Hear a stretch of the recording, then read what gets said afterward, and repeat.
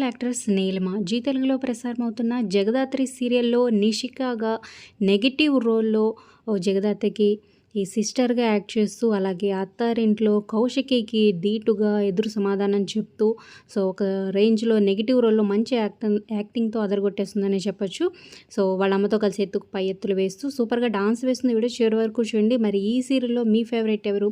Present ఎపిసోడ్స్పై మీ April కింద comments రూపంలో తప్పకుండా తెలియచేయండి.